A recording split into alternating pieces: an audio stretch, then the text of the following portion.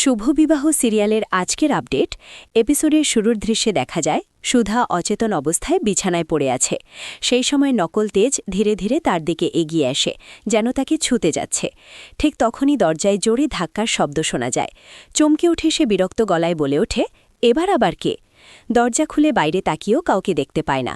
সন্দেহ ভরে চারপাশে খুঁজতে থাকে এবং বলে, যেই হও সামনে এসো। দরজার পাশের দেয়ালের আড়ালে তখন গুটিসুটি মেরে লুকিয়ে থাকে বিচ্ছু। এরই মধ্যে ঝিনুক এসে নকল তেজকে জানায় সবাই নিচে ডাকছে। সে বলে অনেকক্ষণ ধরে খোঁজা হচ্ছে তাকে, এমনকি কিংসুক লাহিড়ী জরুরি কথা আছে বলে পাঠিয়েছেন। ঝিনুক আশ্বস্ত করে সুধার কাছে সে নিজেই থাকবে, চিন্তার কিছু নেই। ঝিনুকের কথায় অনিচ্ছা সত্ত্বেও নকল তেজ নিচে চলে যায়। ওদিকে তেজ চলে যেতেই ঝিনুক ফিসফিস করে বিচ্ছুকে ডাকে। একটু আগেই ধরা পড়ে যাচ্ছিল, এভাবে কেউ আসে নাকি? বিচ্ছু শান্ত গলায় জানায় সে শুধু সুধার খবর নিতে এসেছে, খুব দুশ্চিন্তা হচ্ছিল। ঝিনুক মনে মনে ভাবে দিদির জন্য সত্যিকারের চিন্তা তো একমাত্র জামাই বাবুই করে। তারপর বিচ্ছু সুধার পাশে গিয়ে বসে। মাথায় হাত বুলিয়ে দিতেই সুধার জান ফিরে আসে।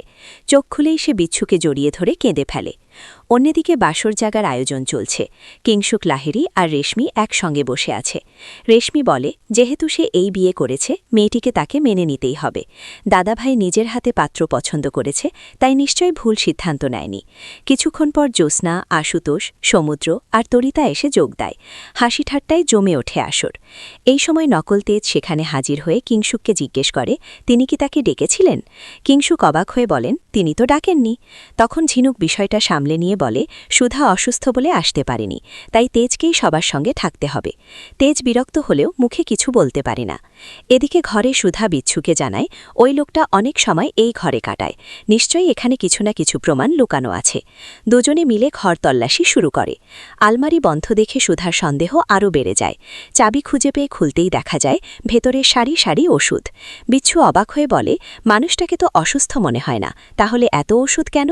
হঠাৎ নকল তেজের পায়ের শব্দ শুনে সুধা বিচ্ছুকে বারান্দার দরজার আড়ালে লুকাতে বলে। ঘরে ঢুকে তেজ জানতে চায় সুধার জ্ঞান কখন ফিরেছে, এখন কেমন লাগছে। সুধা জানায় সে ভালো আছে। তারপর প্রশ্ন তোলে সবাই যখন নিচে আনন্দ করছে তখন সে এখানে কেন? কথার মাঝেই তেজের চোখ ঘুরে বেড়ায় ঘরময়। সে স্পষ্ট বুঝতে পারে কেউ এসেছিল। টেবিলে একটি জিনিস দেখে তার সন্দেহ আরও বাড়ে। সোজা সুধাকে জিজ্ঞেস করে কে এসেছিল, না বললে সে নিজেই খুঁজে বের করবে বলে ঘরের প্রতিটি কোণ তন্ন করে দেখতে থাকে। পরিস্থিতি সামলাতে সুধা মাথা ঘোরার ভান করে বিছানায় বসে পড়ে এবং পানি চায়। তেজ জল আনতে বেরিয়ে যেতেই সুধা দ্রুত বিচ্ছুকে বলে পেছনের দরজা দিয়ে বেরিয়ে যেতে। বিচ্ছু যাবার আগে তাকে শক্ত করে জড়িয়ে ধরে, নিজের খেয়াল রাখতে বলে। ঠিক তখনই ইন্দ্রজিৎ বসু মল্লিক ঘরে এসে পড়ে। তেজ নেই, আর এদিকে এমন পরিস্থিতি সে ক্ষুব্ধ হয়ে ওঠে। কিছুক্ষণের মধ্যেই তেজ ফিরে আসে এবং সরাসরি অভিযোগ তোলে সে আগেই বুঝেছিল ওই লোকটা ঘরে আছে। এরপর সুধা আর বিচ্ছুকে বকাঝকা করতে করতে ড্রয়িং রুমে নিয়ে যায়।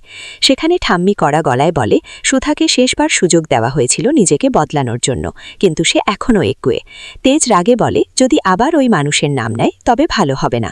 এই কথায় সুধা অবাক হয়ে সবার দিকে তাকিয়ে বলে তেজ কি কখনো তার সঙ্গে এমনভাবে কথা বলেছে? তখন কিংসুক লাহিড়ী বলে পরিস্থিতি এমন হয়েছে যে রাগের মাথায় কিছু কথা বেরিয়ে যেতেই পারে। শেষে সবার সামনে সুধা ঘোষণা করে বিচ্ছু আর কখনো এই বাড়িতে পা রাখবে না, তার মুখও দেখবে না। সবাই যেন সেটাই বিশ্বাস করে, কিন্তু মনে মনে সুধা অন্য কথা ভাবে। সে জানে আজ যা বলেছে তা শুধু বিচ্ছুকে বাঁচানোর জন্য। একদিন সেই বিচ্ছুর হাত ধরে এই বাড়িতে ফিরবে, এই প্রতিজ্ঞাই করে মনে মনে। এই ছিল শুভ বিবাহ সিরিয়ালের আজকের আপডেট। ভিডিওটি যদি ভালো লাগে তাহলে একটি লাইক করবেন, আর এরকম আরও সিরিয়ালের আপডেট পেতে চ্যানেলটিকে সাবস্ক্রাইব করে রাখবেন।